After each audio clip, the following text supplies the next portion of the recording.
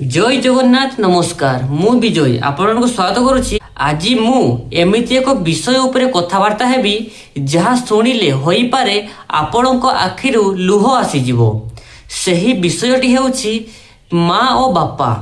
ठीक अछि, एही दुनिया रे समस्त संपर्क स्वार्थ पाई चली थाए, किंतु माँ बापांको भलो पाइबा ना निस्वार्थ अटे। आमे जन्म हेबा पूर्वरु सेमाने आमो पाई स्वप्न देखिबा आरंभ कर दियंती। आमे जन्म हेबा परे आम खुशी पाई निजर समस्त सुख को ना सेमाने पूरा त्याग कर दिखांती। होगने कहतु गोटिए शिशु जेते बेले प्रथम थर पाई कांदे सेते बेले माँ कौन कर जानती, सीए भाई टिके हसंती। काहेकि ना से जानती जे तांको जीवन सबुठारु बड़ खुशी आसीगला। बापा सही छोट शिशु को कଳରେ नहीं भावती जे मो जीवनर सबु परिश्रम ना आज सफल होईगला।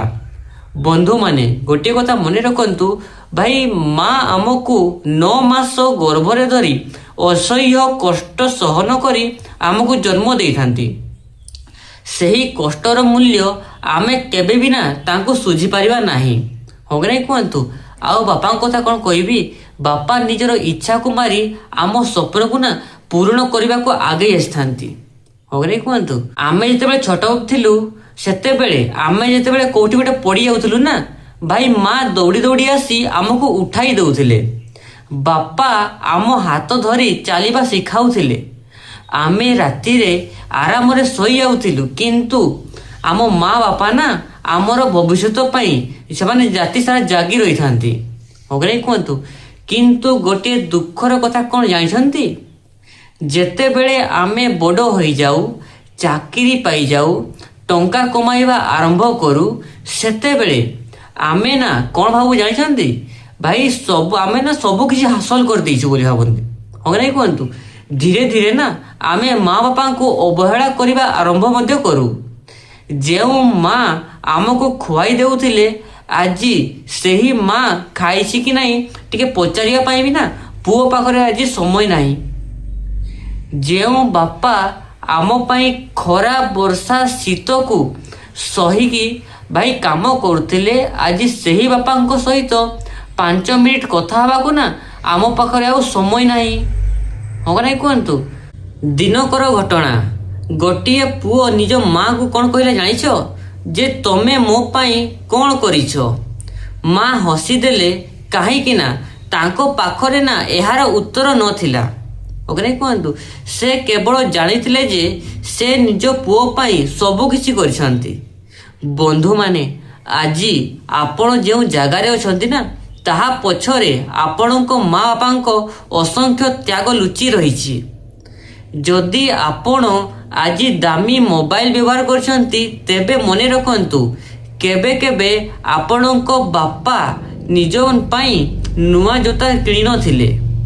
जदि आपण भलो स्कूल रे पढ़िथिले तेबे मने रखंतु आपणको माँ होई पारे निज इच्छा को त्याग करथिले। एक दिन आसीबो जेते बेले आपणको घर बड़ हेबो, टंका बहुत हेबो, किंतु जदि माँ बापा आपणको पाखरे नथिबे ना सेही घर केबे भी घर परी लागिबो नाही। कौन ठीक कहूछि ना। गोटिए कथा मने रखंतु, माँ बापांको छाया थिबा पर्यंत मनीष धनी होई रही थाए। जेउ दिन सेही छाया हटी जाए ना सेही दिन जीवनर सबुठारु बड़ गरीबी आरंभ होई जाए। आजी जदि आपणको माँ बापा बंचिछंती ना तेबे तांको पाखकु जांतु, तांको हाथ धरंतु, तांको कुहंतु मु तुमको बहुत भलो पाए। होगने कहतु काहेकि ना जीवन रे टंका पुणी आसी पारे, चाकरी पुणी मिली पारे, सांग माने पुणी मिलिबे, किंतु माँ बापा थरे चली गले ना आउ केबे फेरी आसीबे नाही। होगने कहतु मने रखंतु आज्ञा, मंदिर रे ना भगवान को खोजिबा पूर्वरु निज घरे थिबा माँ बापांको सेवा करंतु। काहेकि ना भगवानंको सबुठारु सुंदर रूप हेउछंती ना आमर माता पिता। आसंतु ଆଜିଠାରୁ ଆମେ ଗୋଟିଏ ସଂକଳ୍ପ ନେବା, ଠିକ୍ ଅଛି। ଆମେ କେବେ ମା ବାପାଙ୍କର ହୃଦୟ ଭାଙ୍ଗିବା ନାହିଁ। ତାଙ୍କୁ ସମ୍ମାନ କରିବା ଉଚିତ, ତାଙ୍କ ଖୁସିର ଧ୍ୟାନ ଦେବୁ ଏବଂ ତାଙ୍କ ବୃଦ୍ଧାବସ୍ଥାରେ ନା ଆମେ ସାହାରା ହୋଇ ରହିବୁ। କାହିଁକି ନା ଜୀବନର ସବୁଠାରୁ ବଡ଼ ସଫଳତା ଧନୀ ହେବା ନୁହେଁ, ବରଂ ନିଜ ମା ବାପାଙ୍କୁ ଖୁସିରେ ରଖିବା ଅଛି।